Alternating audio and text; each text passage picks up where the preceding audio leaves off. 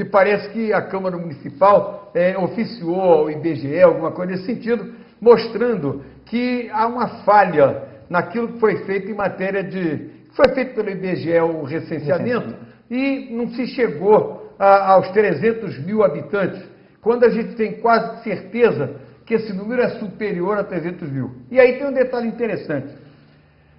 300.001 morador, quer dizer, um habitante, você tem 23 cadeiras para o Legislativo Municipal. Então ficou com 21 e já vamos ter então um crescimento aí de 15 para 21. Você imaginou de 15 para 23? Seriam mais de 50%? Não vai caber na Câmara. Não cabe, não vai caber no plenário Hemogêneo Silva. Não criar ali um museu do Poder Legislativo Municipal e arranjar um outro local onde você possa, então, colocar a Câmara Municipal. Mas voltando, então, você está colocando aí, com muita propriedade, essa história dessa maneira pela qual o PSDB encara aquilo que deveria ter sido feito de acordo com as propostas de campanha e que não aconteceram. Prefeito Paulo Bustrange, prefeito da Saúde, né?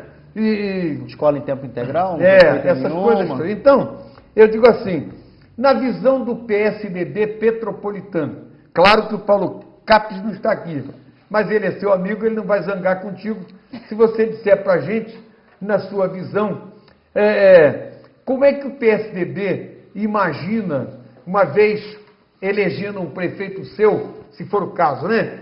Como é que o PSDB imagina atacar eficientemente a educação, a saúde, o transporte coletivo, o lixo, a segurança? Porque eu digo sempre uma coisa aqui no programa, o Ramon, que é assim,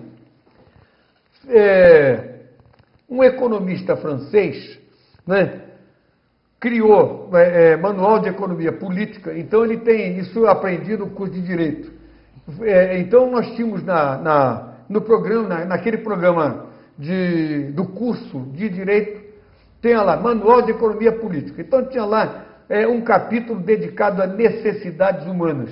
Então ele mostra, Henri Guiton, ele mostra o seguinte, que aqui no município você tem necessidades a serem superadas ou colocadas, né, por quem administra. Você precisa da escola, você precisa do hospital, você precisa hospital, escola, segurança, transporte coletivo, enfim, tudo aquilo que afeta diretamente o seu dia a dia. E aí ele diz assim, como é que a gente pode resolver isso em Petrópolis se, nesse instante, pelo menos, a coisa não está nesse pé? É verdade. Primeira coisa, Fernando, o PSDB já começou, e em nome do presidente Paulo Capes, da qual quero cumprimentá-lo, passou por uma cirurgia agora há pouco tempo, mas já está se restabelecendo, está muito bem já está na labuta, né? Então, o que acontece? O PSDB já começou a discutir o processo eleitoral e o ano de 2013, quando assume o novo governo, né? Nós temos feito reuniões quinzenais, onde tem tido uma média de 70 a 80 pessoas por reunião, e nessas reuniões, em princípio, está sendo feita algumas palestras, né? A última palestra que foi feita agora foi com o ex-vereador Ari Silveira, que falou sobre estratégia de campanha. Na próxima, e aí se você me permite, já quero convidar você que está em casa nos assistindo, para ir lá no Petropolitano, assistir o deputado Luiz Paulo Correia da Rocha, que é o nosso presidente regional, né, que vai vir falar sobre a função do legislador. Quer dizer, ele vai vir ministrar uma palestra para os nossos pré-candidatos, e você que é de outro partido, que, né, deseja também, pode participar lá conosco às 19 horas. Dia, segunda-feira agora. A outra segunda-feira? Segunda próxima, exatamente, sem ser essa. A próxima, sem ser hoje, naturalmente, a próxima, no Petropolitano, às 19 horas, o deputado Luiz Paulo. E qual é a nossa ideia principal? É, a partir desse momento, né, começar a criar um programa para a cidade. Nós vamos formar grupos de discussão, né, com temas onde a pessoa se interesse para discutir, não é? E aí, pessoas de todos os segmentos da sociedade, ou até mesmo você que não participa de nenhuma instituição, qualquer coisa que seja, mas que esteja disposto a discutir os temas da cidade, porque a gente tem que sair, aí sim, dos campos das ideias para a prática, não é? Para montar esse grande plano de governo, esse grande programa de governo, né? A primeira coisa, ô Fernando, que precisa nessa cidade é um choque de realidade. Essa cidade não está bem. Essa que é a grande questão. Você acabou de colocar que, enquanto Três Rios está experimentando um crescimento, um avanço, você diz que Petrópolis não estagnou, Petrópolis retrocedeu, né? Retrocedeu. O que a gente... E aí, é importante passar isso, apesar das pessoas, né, já perceberem, né? Porque Três Rios, na verdade, o que acontece? O grande problema hoje é mão de obra qualificada, né? E aí, o prefeito atual, que é o Vinícius, e o Celso, que é o anterior, estão hoje implementando a questão do ensino. Hoje está indo para lá uma universidade pública federal e escolas técnicas para poder qualificar as pessoas. Só que tem um problema, Fernando. O emprego é para hoje. O emprego é para hoje. E aí, a Nestlé está indo para lá, vai inaugurar agora em outubro, né? E aí eu quero falar com você, pedreiro, que está construindo lá e não tem mão de obra, estão pagando R$ 1.400 para o pedreiro. Tá lá, entendeu? Depois vai gerar o emprego para a produção da Nestlé. Não tem, entendeu? Tá, e aí o que acontece? Qualificada. Exatamente. Acontece um fenômeno que acontecia em Petrópolis no passado, que se inverteu. Os petropolitanos estão saindo da posse de Pedro do Rio, de Itaipava, para ir trabalhar em Três Rios, enquanto era o contrário. Petrópolis atraía mão de obra para cá. Areal era a posse mesmo, servia como polo de atração dos arealenses, que era aí pertinho, né? Então eles não tinham muita chance de trabalho lá, vinham para cá. E agora nós é que estamos mandando o nosso pessoal para lá. Exatamente. Mas escuta aqui, peraí, mas não tem em Petrópolis não foi criado lá na posse o Distrito Industrial? Foi criado o Distrito Industrial. E nós mesmo, através dos contatos em Duque de Caxias, e eu quero passar isso daqui, né, nós tivemos contato com uma empresa que faz PET, né, são as garrafinhas pequenas, faz tampinha de garrafa, ou seja, não é poluente, ia gerar lá em torno de 300, 400 empregos. Nós tivemos várias reuniões com o governo municipal, nós dispomos a conversar com eles e tal. Isso em Duque de Caxias? A empresa sairia de Duque de Caxias para vir para Petrópolis. Certo. Né, porque o prefeito Zito então me ouça. Mas eles viriam para cá por causa da redução, porque a posse, o distrito da posse todo, não é um distrito industrial apenas, o distrito da posse todo tem a redução fiscal de 18 para 2, que foi uma conquista da Assembleia Legislativa.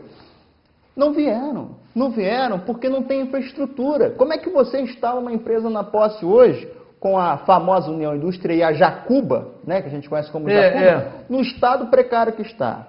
Se não tem mão de obra, ô, Fernando, a TV está pegando lá na posse agora, eu quero falar com o pessoal da posse. É verdade, pega. Falta tudo na posse, companheiro. Não tem os serviços básicos necessários para o povo da posse. O petropolitano da posse está passando um sufoco tremendo. Está tendo que sair da posse para ter atendimento médico lá no hospital de Areal. O índice de gravidez na adolescência, ou seja, planejamento familiar, está altíssimo. Falta tudo, está faltando tudo na posse. Falta o poder público chegar na posse. Né? Então, o que é? É vontade política de fazer. Outro dia, eu estava lendo o livro do Mário Covas, que foi governador de São Paulo por 2 vezes, foi candidato à presidência da República. E ele dizia numa frase muito clara, né, que governar exige dizer sim, mas também exige dizer não. Entendeu? E é isso que está faltando. O governo é inerte, não avança, não progride, entendeu? Não sei se tem tempo hábil ainda para isso. A gente torce para a cidade, a gente torce pelo governo, sim.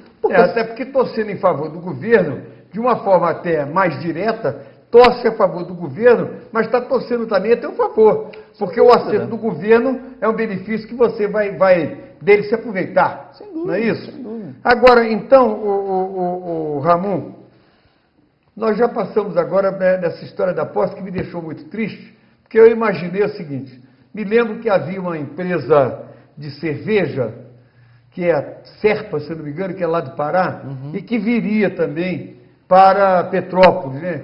Só que, de repente, me parece que não vem mais. Não vem.